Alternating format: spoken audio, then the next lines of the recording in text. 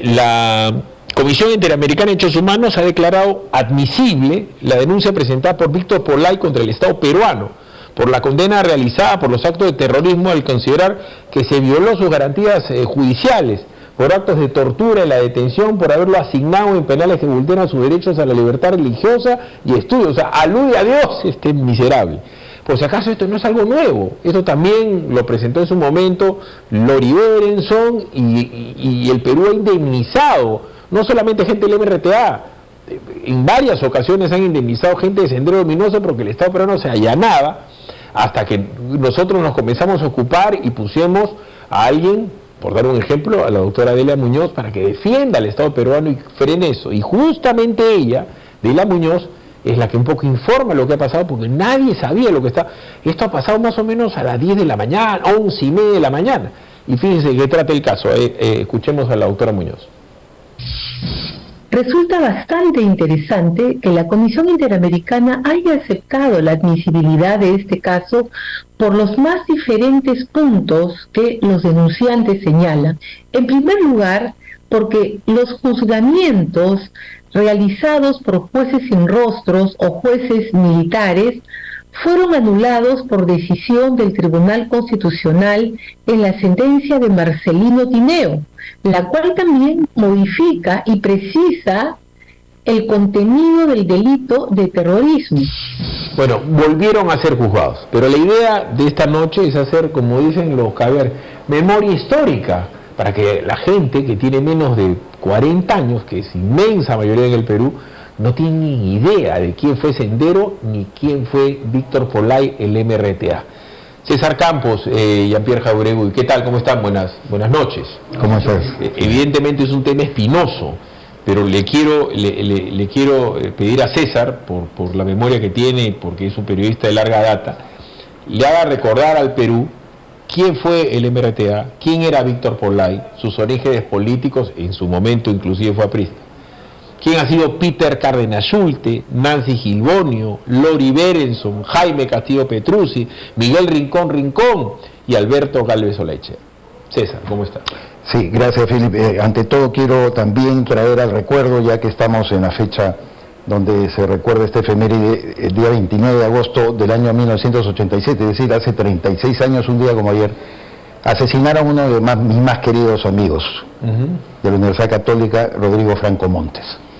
Yo jamás he tenido un impacto emocional tan grande como enterarme de la muerte, del asesinato de este amigo, y que además compromete evidentemente mi lucha periodística también y mediática contra esta barbarie, contra estos asesinos, de una manera muy, muy directa y sin tapujos, porque aquí tú lo dices bien. Ahora volviendo al tema, pareciera que estamos retrocediendo a raíz de lo que ha revelado la doctora Delia Muñoz, que como también ha recordado adecuadamente, ella ha sido procuradora supranacional ante la Corte Interamericana de Derechos Humanos, donde defendió al Estado peruano, y ojo que eso es lo que poco se sabe, ella ganó 30 casos, 30 casos, mientras que sus antecesores, muchos de sus antecesores, por el hecho de estar comprometidos, me refiero los procuradores supranacionales con las organizaciones no gubernamentales que defendían a los terroristas, ante la Corte se llenaban los bolsillos de dinero a propósito de esa defensa, porque tú sabes muy bien cómo se indemniza. Y por último se allanaban. O sea, se allanaban, claro. Iban a pelear por el Perú. El Estado peruano se allanaba de una manera vergonzosa, y es todavía un tema pendiente por investigar,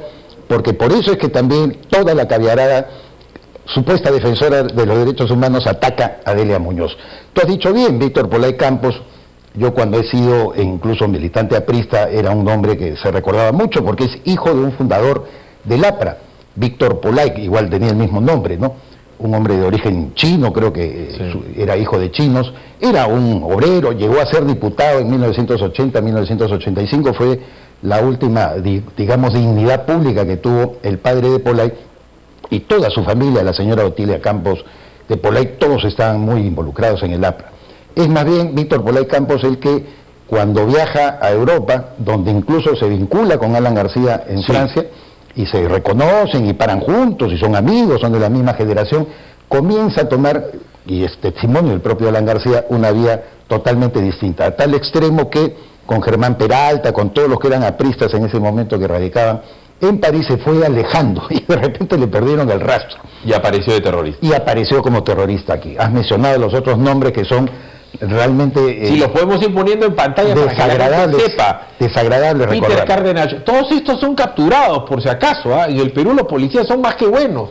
Peter Cárdenas Schulte ha sido capturado y está liberado y no ha cambiado su manera de pensar. Por supuesto.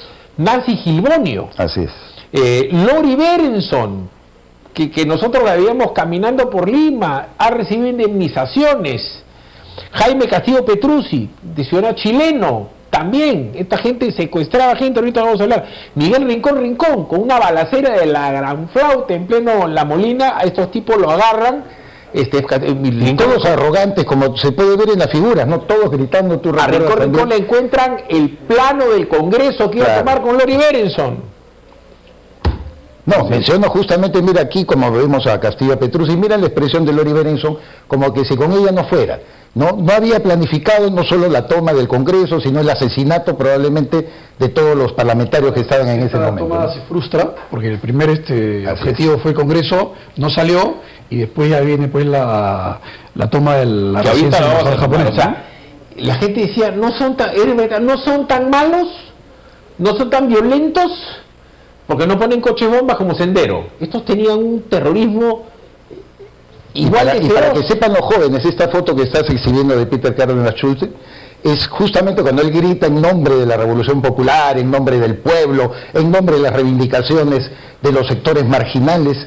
Metían a la gente, para que entiendan, captaban dinero, no solamente el narcotráfico, que en ese momento era incipiente en la ceja de selva, metieron a cárceles populares, dicen estos tipos. Y voy a dar algunos nombres para que la gente... Número uno, matan a Enrique López Albújar Trin, que había sido comandante general del ejército. Lo matan en el centro comercial que está al frente de Petroperú. Lo cosen a balazos al tipo, a López Albújar. Lo matan, así, en aniquilamiento selectivo. Al empresario Tito Munker Pupo, de consultoría Villasol o Villasana. Cuando lo van a secuestrar, lo agarran a balazos al tipo y le queda un balazo en la pierna. Lo terminan tirando en una playa y lo entierran medio muerto, medio vivo. Héctor Delgado Parker, uno de los dueños de Panamericana Televisión, hermano de Manuel y hermano de Genaro Delgado Parker, es secuestrado y era asesor político de Alan García. Pedro Miyasato, el famoso empresario de la vidriera. Fernando Iqueda era vecino mío de la familia Iqueda, dueño de San Fernando. Gente que era en ese momento empezaban a hacer dinero, no eran multimillonarios. David Armando Bayón Vera, lo metieron en una cárcel y lo matan como un guiñapo, pesaba 50 kilos, un hombre que era corpulento y pesaba 84 kilos. Así. Carlos Tuyón Delgado, Armando Lastra Colamera, el papá de Pollo de la Torre, amigo nuestro. Así es. Víctor de la Torre Romero, que era gerente de Cementos Lima, o presidente del directorio, y en razón de eso fue que lo secuestran. Justamente el Pollo de la Torre ha escrito un extraordinario libro que se llama Las Checas de Lima, ¿no? Las checas que eran estas organizaciones comunistas que capturaban y hacían cárceles del pueblo, ¿no? Y sin mencionar a todos los muertos que también hubieron en provincia. Tú has mencionado de alguna manera lo que sucede en Lima, ¿no? Pero en provincia mataron mucha gente también. ¿Cuál es el tema? Y quiero que se ubiquen en el espacio-tiempo histórico, ¿no? Pollay es detenido y apresado. Se escapa durante el gobierno de Alan García. En un túnel malhadado se escapa de la cárcel, en donde las cárceles eran dominadas por los terroristas, ¿correcto? Pasa el tiempo y el gobierno de Fujimori lo captura. El gobierno de Fujimori duró 10 años. Lo vuelve a capturar. Y el MRTA, exigiendo la liberación de Pollay, es que toman la embajada de Japón. Por eso es que hemos invitado acá al marino en retiro, ex comando Chavín de Huanta. Sí, bueno, nuevamente, no me extraña. Este es un caso particular, emblemático, porque es el principal líder del otro movimiento sanguinario que tuvimos en la década de los 80 y 90. Pero han habido muchos casos, tú los has mencionado, Lori Berenson, indemnizaciones que se calculan, el Estado peruano ha hecho a estas supuestas víctimas que fluctúan los 40 millones de dólares. A ver, hay también un registro de víctimas del terrorismo que el Estado peruano directamente ha indemnizado, pero comparando estos 10.000 soles que se le pagó a las familias, que asesinaron ¿no? los familiares terroristas, es una vergüenza que a todas las víctimas que reconoce en este caso a la Corte Interamericana les paguen $200.000, $300.000 y que tienen pues un dudoso proceder a la hora pues de identificar y hacer estos tipo de resarcimientos. Lori Berenson, hemos pagado a Lori Berenson. Lori Berenson ha sido flagrantemente una terrorista que quiso tomar el Congreso. Un ejemplo. Extranjera además, ¿no? Por dar un ejemplo. No sería raro que le paguen a Polay, pero son $40 millones que yo no sé por qué el Congreso no se anima a comenzar a investigar. Tranquilamente podríamos ver y creo que harían muchísimas sorpresas. Lo que quiere Polay es que lo liberen. Sí, pero a Polay le faltan, creo que debería salir en el 2026. Sí, 2 años le faltan, sí. Él está buscando plata, pero no solamente él, porque también, acordémonos también de la época, la transición del gobierno de Fujimori y Paniagua. Ahí se comienza a cambiar la historia y de alguna manera nos comienzan a voltear nuestra victoria militar y nos las ganan políticamente. Se hace la comisión de su verdad que no reconcilió a nadie, ¿no? Y comenzamos con García Sayán, que estuvo con Paniagua, pero también estuvo con Toledo. Y se flexibilizan todas estas cadenas perpetuas que tenía Polay, que tenía Peter Cárdenas, que tenía Emerú Guzmán, entre otras cosas que definitivamente abren o son un punto de quiebre entre la victoria militar, ¿no? Versus esta otra historia que nos quieren contar hasta ahora. Los que tenemos memoria y 2 dedos de frente, por eso en este canal, y personalmente yo he combatido al gobierno de Castillo, porque yo soy siempre consciente que estaba repleto de terrucos y proterrucos. ¿No es cierto? Yo te he comentado, el mejor amigo de mi viejo, mi tío Pepe Ufua, ha combatido contra Sendero Luminoso, tipo herido en combate y perseguido toda una vida, como has sido perseguido tú, Lucho Gianpietri, que ahora en silla de ruedas sigue peleando. ¿Por qué? Por entrar a la embajada de Japón, porque, repito, lo que querían era obligar al gobierno de Fujimori a darle libertad a todos estos miserables para que se vayan a Cuba. O sea, ¿cómo es posible que acá el empresariado y otros medios de comunicación no hayan sido tan directos como nosotros en esto? Sendero Luminoso no ha sido un accidente en la historia ni el MRETA. ¿Cuántos muertos de Acción Popular o el APRA? No, por supuesto, miles, ¿no? Son miles. Nidia Vilches me calculaba el otro día conversando con ella que ha hecho una compilación en el caso del APRA en el primer gobierno y luego también hasta que se capturó a Guzmán, aproximadamente son 4.000 las víctimas de este partido. De Acción Popular, por supuesto, también. A la hermana de Aureo Segarra, me acuerdo que fue diputado, la mataron dentro del propio local. Al local de Paseo Colón, eso fue una de las cosas más impresionantes. Y por Dios santo, los jueces y los fiscales los mataban en la puerta de los juzgados, no solamente en Lima, en todo el Perú. Lo he dicho siempre, si encontrabas a alguien como Jean-Pierre, con el pelito corto, decían, dame tu electoral, y si no tenías electoral, eres militar, eres policía, te metían un balazo en una combi en cualquier lugar del Perú. Por eso es que hemos enfrentado al gobierno de Pedro Castillo. Me hacen un acápite que tengo que arreglar, un desaguisado. Alex Munker es al que matan. Tito Munker vive, yo conozco al hijo. Evidentemente traumatizados. Claro. Entonces, lo que ha pasado con el Perú no es un tema menor. Pero vamos a la currícula escolar, ¿no? Yo siempre me llama la atención que se le acusa a los chicos, 20 años después de todo esto, cuando hay reportajes en la que se le muestra la cara de Guzmán, Polay, y que los chicos no lo reconocen.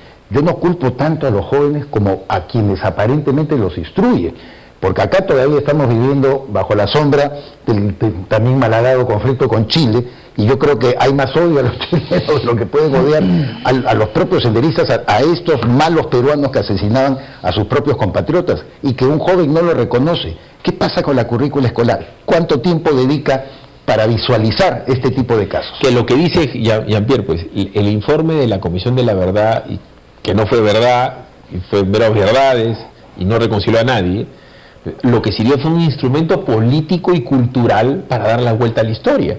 Porque, como se sabe, los militares en ejercicio no tienen capacidad de poder dar declaraciones.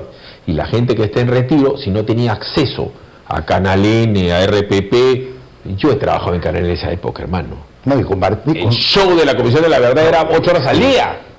y convertir la lucha antiterrorista, ¿no es cierto?, en conflicto armado interno. Nos ganaron hasta en el lenguaje de Jean-Pierre. Delincuencia terrorista. Delincuencia terrorista, no, punto. Conflicto armado interno. Si lo extrapolamos a la realidad ahora, tiene relación con el problema de delincuencia que vivimos, ¿no? Si hacíamos una encuesta en esos años, el principal problema del Perú era la delincuencia terrorista. Bueno, ahora es la delincuencia, llámela como quieran, pero también el terrorismo.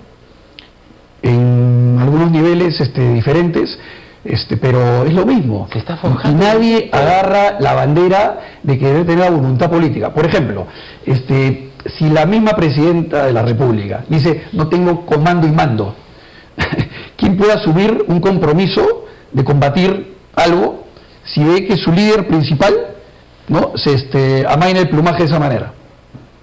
Entonces, hay que ver, ese liderazgo está fallando, y si algo podría hacer, creo, este gobierno en los 3 años que en mejor de las circunstancias para ellos dura, es acabar con la delincuencia. Porque con la economía creo que no va a ser poco nada, y yo creo que sería un logro importante darle esa tranquilidad al Perú de reducir los índices de criminalidad que existen. Yo no creo estar equivocado, pero yo creo que para combatir la criminalidad que tenemos ahora con grados de ferocidad tales como las del maldito Gris y tal, necesitamos las Fuerzas Armadas en la calle. El problema es que si a ustedes, ¿no es cierto?, que fueron a la embajada de Japón los persiguen hasta el día de hoy, ¿qué militar va a querer salir ahora a agarrarse a balazos contra los venezolanos que tienen una ferocidad inmensa, ¿no? Se disparan primero y preguntan después. Pero en fin, hagamos memoria histórica, como dicen los caviares, y recordemos qué cosa fue el MRTA y qué daño hicieron y siguen haciendo. Porque entre los chicos que el día de hoy van y protestan y repiten Dina asesina, hay hijos y nietos de senderistas y hijos y nietos de gente del MRTA. Hay una asociación de deudos y familiares del conflicto armado interno. O sea, todo eso lo sabe la DIRCOTE. Veamos la nota. Casi 2 años, vuelve a las rejas luego de un seguimiento de 3 meses por parte de la DIRCOTE. Este siniestro y desaliñado personaje que grita a viva voz una arenga en favor de la agrupación terrorista Movimiento Revolucionario Túpac Amaru es ni más ni menos que Víctor Polay Campos, el día en que fue capturado por segunda vez. Con esta captura, el delincuente Polay Campos pasa a ser el primer candidato para que se le condene a cadena perpetua dentro de la nueva legislación contra el terrorismo. Este mismo sanguinario terrorista podría ser liberado gracias a que la CIDH ha declarado admisible una denuncia de Polay con la cual busca tener un nuevo juicio. Así pues, una vez más, esta comisión Caviar y Progre buscaría decirnos a los peruanos cómo es que debemos juzgar a los terroristas que desangraron nuestro país. La denuncia presentada a nombre de Víctor Polay Campos por una serie de peticionarios, donde reclaman por hechos que van desde su captura en el año 92, 93, juzgamientos acontecidos en el 2005, 2006 y otras habeas corpus. Polay Campos fue líder del MRTA, esta sanguinaria organización marxista-leninista que aterrorizó al país con sus cárceles del pueblo y secuestros como la toma de la residencia del embajador del Japón.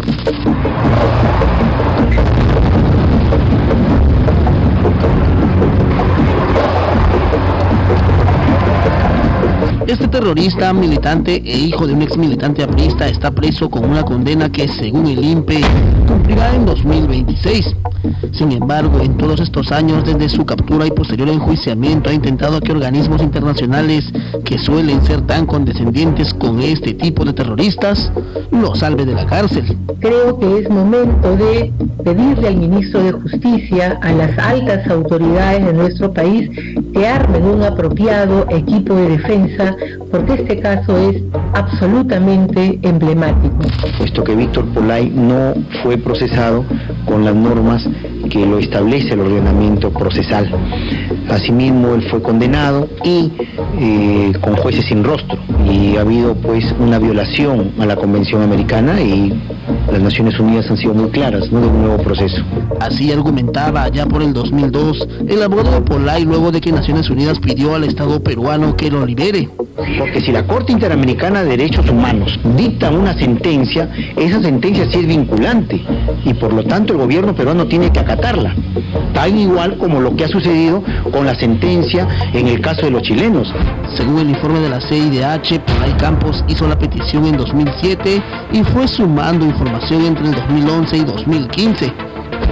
La parte peticionaria denuncia que el señor Víctor Pollay Campos fue condenado por el delito de terrorismo en una decisión que violó su derecho al principio de legalidad y a las garantías judiciales, y que las condiciones carcelarias que se le impusieron afectaron su integridad personal.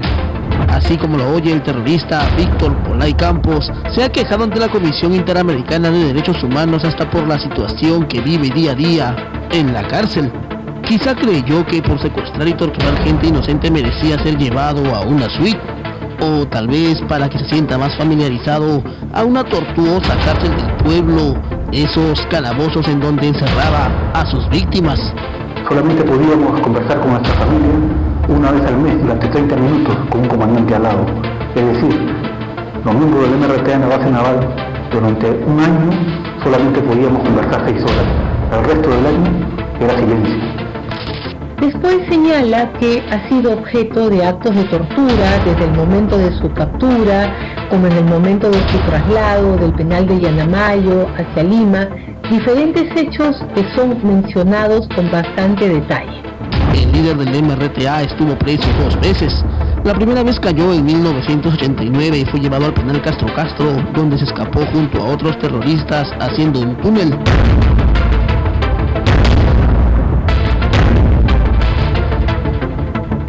En 1992 fue recapturado y condenado por un tribunal sin rostro a cadena perpetua. La izquierda internacional presionó al Perú por un nuevo juicio y las autoridades de ese entonces acataron de forma obediente. Queda para el lamentable recuerdo, por ejemplo, la comisión investigadora presidida por Diego García Sayán, que pidió un nuevo juicio para Pollay y otros terroristas. Tal como muestra esta publicación del peruano, en mayo del año pasado, una comisión investigadora presidida por el entonces ministro de Justicia, Diego García Sayán, recomendaba un nuevo proceso para quienes fueron juzgados por jueces sin rostro. Como si fuera un déjà vu de aquellos años en que Perú tuvo que someterse a caprichos de terroristas que clamaban por una justicia que sus víctimas nunca tuvieron, ahora la CIDH declara admisible este pedido. O sea, le da la razón a quien asesinó inocentes en nombre de una ideología enferma. La mayoría de ellos jóvenes que lo dieron todo por un ideal de justicia y que se encuentran con 10 o 15 años de prisión en promedio. Creo que ellos deben tener la oportunidad de volver a reincorporarse a la vida del país.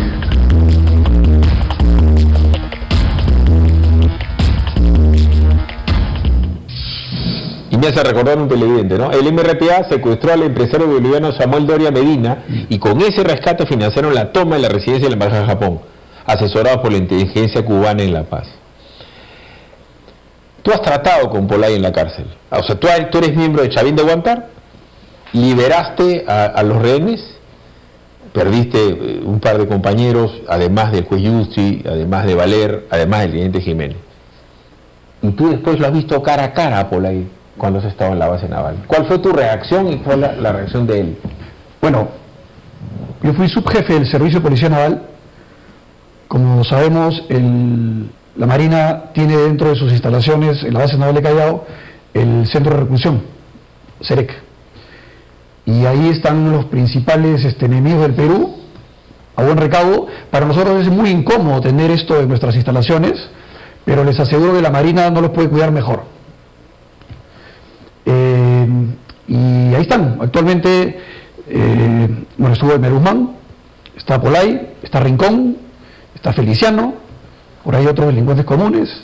Perdona la interrupción, pero ¿sabes qué? En algún momento Delia Muñoz, dentro de esta información, señaló que pese a que sea la base naval, se rige por el sistema que establece el Instituto Nacional Penitenciario. Y ahí hay un tema importantísimo. Es muy importante que decir. El INPE, efectivamente, tiene el control administrativo y la parte operativa la tiene la Policía Naval. Para que no se diga que están pues dentro de una base naval sin ningún rigor de penitenciario. Y esa debe ser la forma de conducir nuestras cárceles. Así es. El problema es que no se hace. Y eso es un tema que también debería evaluarse bien, porque es un tema de decisión también y de las personas que están a cargo de las cárceles. Pero efectivamente, yo tuve la oportunidad, siendo subjefe del Servicio de Policía Naval, hacer requisas en las cárceles, y ahí me encontré con este señor, que ya está a punto de salir. ¿Y qué pasó?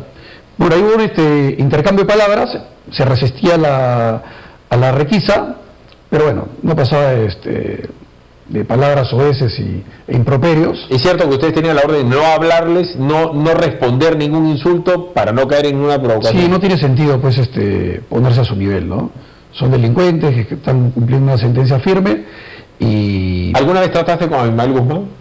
No, más bien el trato de este genocida era muy amable, ¿no? Parece un ancianito que no mataba a nadie, ¿no?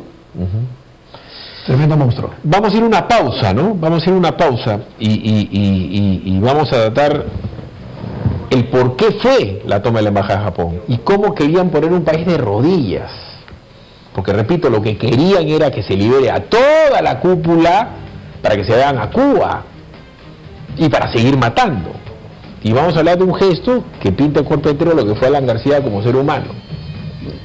Presten atención a lo que vamos a decir luego de esta pausa. Ahorita que les mencionaba, les voy a contar qué hizo Alan García con Polay estándole en la cárcel, siendo su enemigo, habiendo querido matar, habiendo matado a muchos apristas.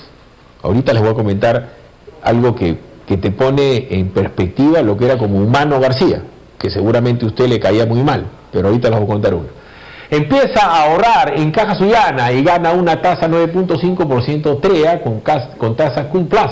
Abre tu depósito a plazo fijo con la tasa Cool Plus con un monto mínimo de 10.000 soles a plazo único de 180 días. Ya lo sabes, gana una tasa de 9.5% TREA con Caja Suyana. Juntos lo extraordinario es posible. Mayor información www.cajasuyana.p. A ver, para como siempre el espacio de tipo histórico. Alan García fue presidente de Perú. Fue muy mal presidente de Perú, pésimo presidente de Perú, y terminó la gente odiándolo. Viene Fujimori de un golpe hiperpopular, súper popular el golpe. Todo el mundo aplaudió, el 86% del Perú aplaudió el golpe.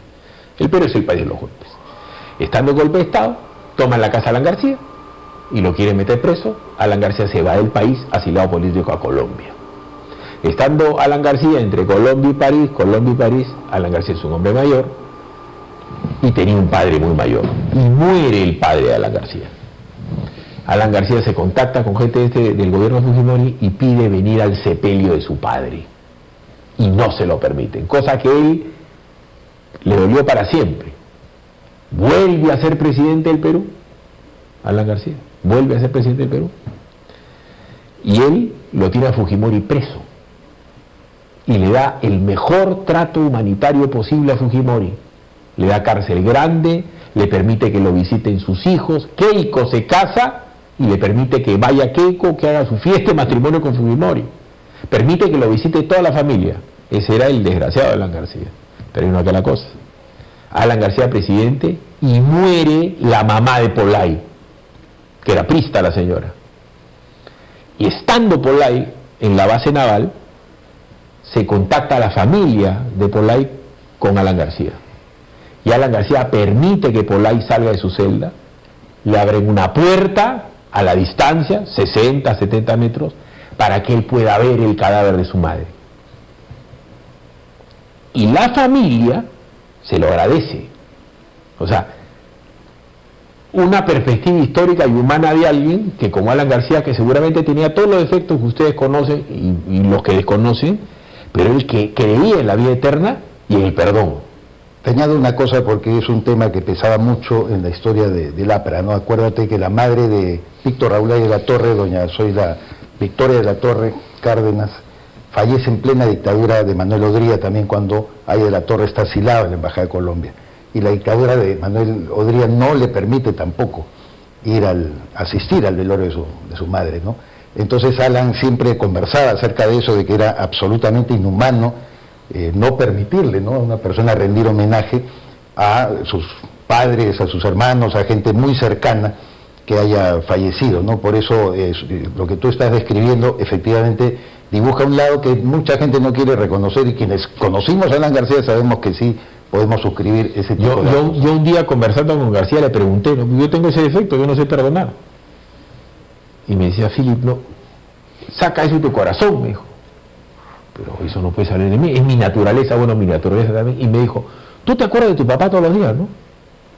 Entonces yo te he escuchado que tú dices, sí, yo me acuerdo de mi papá todos los días. Yo también, me dice. El MRTA mandaba a matar gente y mataba a la gente todos los días. ¿Ah? Yo leía caretas en esa época, ¿te acuerdas? Que salió el resumen de los muertos. Así es. Y los militares se morían y se morían y se morían y se morían de la manera más cruenta, porque cuando agarraban a un militar en el monte, Jean-Pierre, ¿qué pasaba?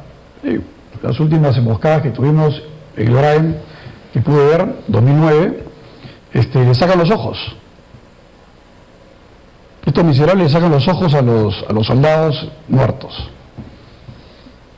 Iban a los pueblos, tomaban a las señoras, a los señores, y le decían, dame a tus hijos para que se vayan con nosotros. Y si no, mataban al papá, mataban a la mamá en presencia del hijo y se llevaban al hijo. Eso era el MRTA, eso era Sendero. Y los uniformaban. Pollay andaba uniformado en la selva. Él pretendía ser un Che Guevara peruano. Entonces, esto no es un tema menor. Entonces, repito, la toma de la embajada de Japón es para liberar a todos. Si no hubiera sido por gente como tú, ¿no es cierto?, hubieran ganado. Porque había mucha gente en esa época que le decía a Fujimori, sí, libéralos, libéralos. Fujimori, siendo astuto como era, la gente no se acuerda. Fujimori llevaba gente de la Cruz Roja, negociaba. Fujimori viaja a Cuba y él se entrevista y lo sube a la balanza a Fidel Castro. Lo sube a la balanza. Estaba abierta esa puerta. Y el tipo... La necesidad de estos, Néstor y su gavilla de delincuentes que tenía ahí de líderes, se pelean y no ceden, y esa necesidad, ¿no?, los mandó al infierno. Veamos la nota que tiene que ver con esto, más particular, repito, ¿no?, de los penúltimos estertores del MRTA tomando la embajada de Japón por Serpa Cartolini, Rolly Rojas el árabe, en fin. Veamos. Con el intolerable sí que le ha dado al terrorista Pollay Campos, la Comisión Interamericana de Derechos Humanos nos viene a la memoria la tragedia que ha significado la existencia de este sujeto para el país, pero también cómo el MRTA, en su desprecio por la vida y la paz de miles de peruanos, no dudó en poner en jaque al Estado peruano con tal que este Pollay saliera libre de la cárcel. Porque eso es lo que, allá por 1997, el hoy muerto Néstor Serpa Cartolini trató de hacer cuando dirigió el secuestro de la Embajada de Japón y chantajeó al país para lograr la liberación de su jefe, el terruco Pollay. En minutos los invitados estaban rodeados de hombres armados que portaban máscaras del MRTA. 17 de diciembre del 96, lo que parecía ser un día más en el Perú, se convirtió en una pesadilla que duró 4 meses, cuando el vil Néstor Serpa Cartolini y otros 13 miembros del MRTA tomaron como rehenes a diplomáticos, altos funcionarios, militares de alto rango y empresarios dentro de la residencia del embajador de Japón en San Isidro.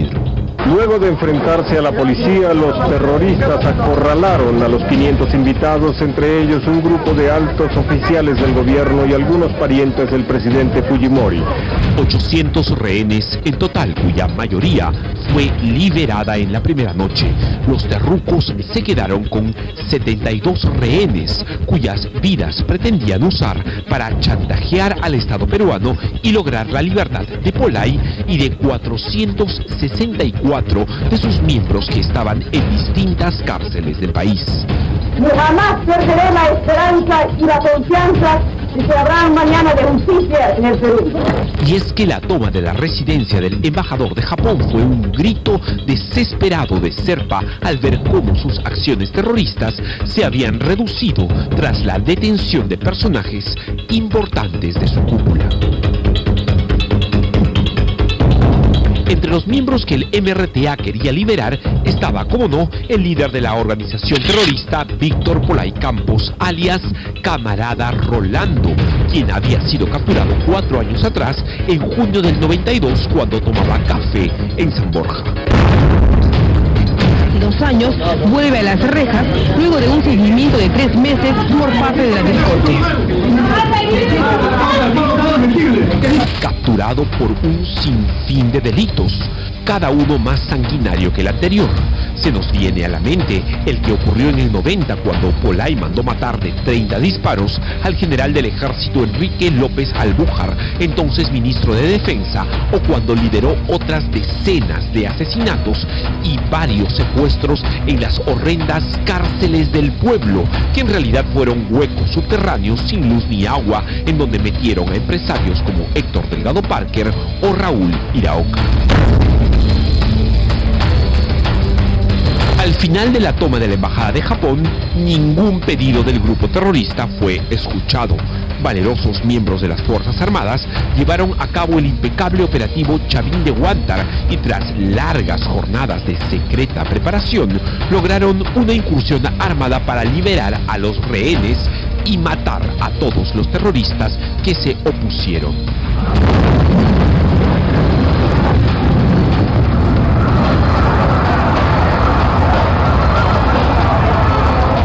Soldados y un rehén perdieron la vida, siendo 71 de los 72 rehenes los liberados. Una victoria que, contra lo que caviares y socialistas de hoy quisieran, vivimos hasta este día, hasta hoy en que hemos descubierto que la intolerable CID ha admitido una demanda de Polay que podría sacarlo de prisión, pese a todo lo malo que le hizo al Perú.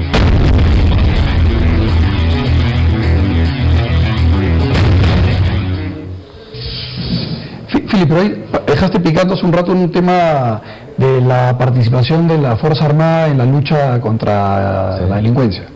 Nosotros sí estamos haciendo ese apoyo, y directo e indirectamente. Por ejemplo, en Putumayo tenemos bases, la Marina, Yavarí, Loreto, Ucayali. No, pero me refiero urbano.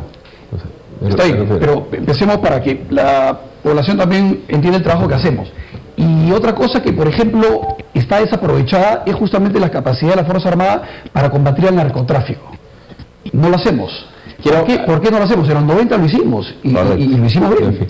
Quiero simplemente comentarle a la gente, ¿no? El por qué estás acá. Porque claro, cuando la gente dice la toma de Chavín de Huántar, esta es una operación de las más exitosas de la historia de los comandos en el mundo. O sea, esta operación es un ejemplo en Sandhurst, que es la Academia de Comandos de Inglaterra. Esto lo ven los gringos con admiración, lo ven los israelíes con admiración. Y yo te preguntaba, tú estás en esta imagen, ¿no? ¿Tú qué hiciste ese día? ¿En qué momento la gente te puede reconocer? ¿Dónde estás tú? Ahí está la imagen, justamente. Cuando ya nos disponíamos a abandonar la azotea, nos percatamos que estaba flameando pues, la insignia del MRTA y no la podemos dejar ahí. Entonces regresamos, verificamos que no hayan explosivos y la retiramos. Tú eres el que baja la bandera del MRTA. Sí. ¿Y esto te lo has enseñado a tus hijos ahora? Sí, tiene claro. Digo esto porque entre las cosas que la gente no sabía por la información de inteligencia, especialmente cuando entran ustedes por la parte de arriba, estos miserables habían puesto nylon con granadas. Sí, era una posibilidad.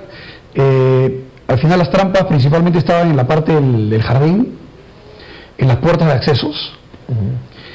En el techo no encontramos ninguna trampa explosiva, pero sí, había posibilidad de que fuera así.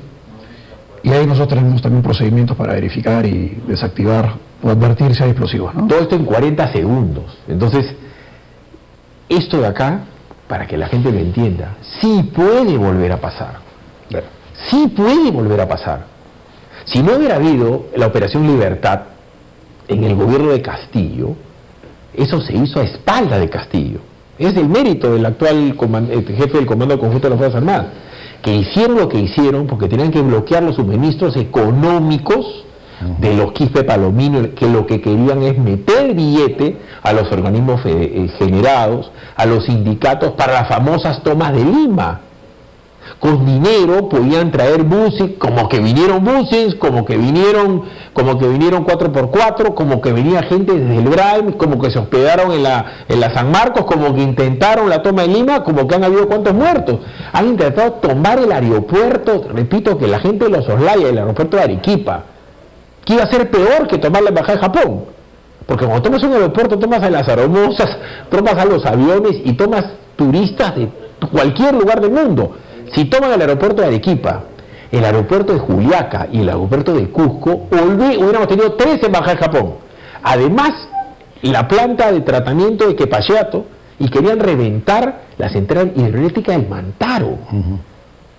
Era un símil a los paros armados que generaba Centro Luminoso. Pero si hubieran tenido más dinero, más logística, claro. Nos hemos salvado, César, porque Dios creo que sí es peruano. Pero a propósito de Bermejo, ¿tú crees que toda esa plata que ha estado coimeando solamente iba a su bolsillo y a la buena vida evidente que él se daba? Ese señor, acuérdate que organizó una serie de encuentros de, entre comillas, organizaciones populares antes que el delincuente Pedro Castillo cayera en pleno patio de Palacio de Gobierno. Los acarreaba con qué. Yo me preguntaba siempre, y lo conversábamos contigo, ¿de dónde pecata? Porque dice que espontáneamente venía el pueblo, ¿no?, a reunirse. ¿Te acuerdas esas asambleas enormes que en el patio principal de Palacio comandaba Castillo con presencia de Bermejo? Ahorita, en las últimas semanas, tanto él como Verónica Mendoza han estado tratando de levantar poblaciones en el interior del país, para volver a tener, ¿no es cierto?, otra quema de una comisaría, otro zonco. Ahorita, eso ha pasado ahorita, y que Otárola me desafíe y me diga que el informe de inteligencia que yo he leído es mentira. Bueno, ahora no hay que permitir, hay que cuidar a los militares que están enjuiciados, a los policías que están enjuiciados de ahora y los que vienen de atrás también, ¿no?